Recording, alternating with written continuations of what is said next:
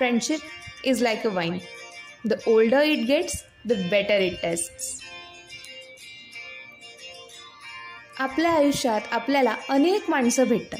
ओळखीची, नात्यागोत्याची किंवा सहज आपल्या आयुष्यात येणारी असंख्य अनोळखी माणसं. यातले कितीतरी चेहरे जसे पाहिले तसे विसरूनही जातो आपण, अगदी कोणत्याही वयात. पण काही चेहऱ्यांची, माणसांची नकळत आपल्याला सवय व्हायला लागते.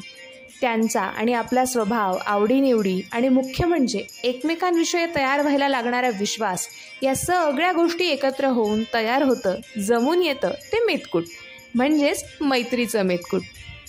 सुरुवातीला जमून यायला जरा वेळ घेतला तरी एकदा का जमलं की मात्र आयुष्यभर त्याची चव रेंगाळत राहते. आयुष्याच्या कटुगोड प्रसंगात बाकी कुणी असो वा नसो, पण एक तरी हक्काचं असं मैत्रीचं नातं आपल्यासाठी नेहमीच तयार असतं.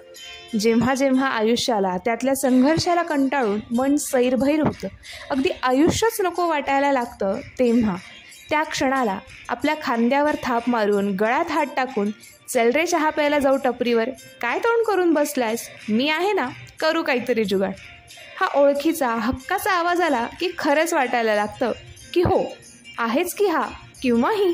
मग चिंता कशाची? एक वेळ नात्याची, रक्ताची माणसं कमी पडतील, पण या मैत्रीच्या धाग्यांना मात्र लाईफ टाईम कव्हरेज असतं. या ना त्या मित्राच्या, मैत्रीच्या रूपात हे स्पेशल आणि खास आपल्यासाठी बनवलेलं नातं नेहमी आपल्या आयुष्यात असतं. पाऊस जसा कोरड्या नदीचा श्वास असतो ना, तशीच मैत्री ही माणसातल्या जिवंतपणाचा ध्यास असते. पुलं म्हणतात तसं मैत्री ही एक सोपी व्याख्या आहे. रोज आठवण यावी असं काही नाही, रोज भेट व्हावी असं काही नाही, एवढंच कशाला रोज बोलणं व्हावं असंही काही नाही, पण मी तुला विसरणार नाही ही खात्री झाली आणि तुला याची जाणीव असणं ही झाली मैत्री. शेवटी काय तर भेटी झाल्या नाही तरी गाठी बसणं महत्त्वाचं. ज्यांनी हे जाणलं त्यांनी माणसातलं माणूस पण जाणलं.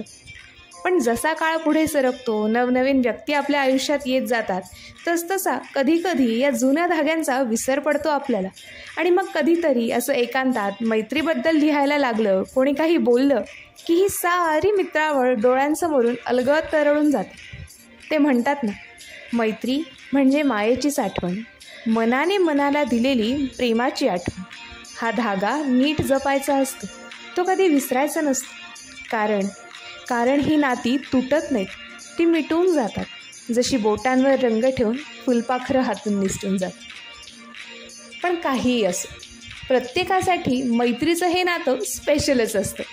चला तर मग आजच्या या मैत्री दिनाच्या, अर्थात फ्रेंडशिप डेच्या निमित्तानं मैत्रीवरची ही एक कविता. चालता चालता अलगद हात हाती यावा, हसण्यात अश्रू विरून जावा, मन मोकळेपणानं बोलता यावं आणि वेळेचंही भान नसावं, अशी मैत्री असावी. थकल्यानंतर झाडाखाली बसावं आणि न सांगताही मनातलं ओळखावं. 2 घडी भेट झाली नाही तर चुटपुट लागावी, पण भेटल्यावर मात्र घडाघडा बोलावं, अशी छान मैत्री असावी. एकाचं दुःख दुसऱ्याला कळावं आणि आठवण होताच हलकं स्मित झळकावं. ना रुसवा ना अबोला, ना ईर्षा ना बढाया, ना भूल थापा ना अविश्वास, फक्त आनंदच वाटावा, अशी मैत्री असावी, अशी मैत्री असावी. मुक्तावलीकडून तुम्हा सर्वांना a very happy friendship day. आजचा हा व्हिडिओ माझ्या सगळ्या मित्रमैत्रिणींना खास डेडिकेटेड. चला भेटूयात परत तुमच्याच मुक्तावलीसोबत. धन्यवाद.